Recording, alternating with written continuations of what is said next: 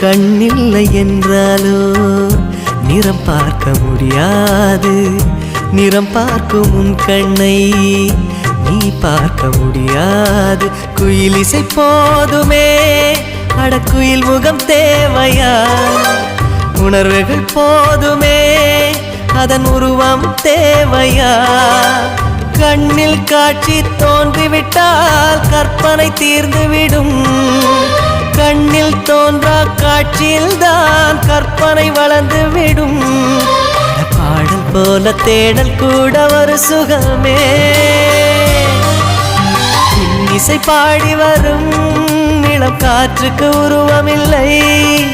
காற்றலை இல்லை என்றால் ஒரு பாட்டொலி கேட்பதில்லை.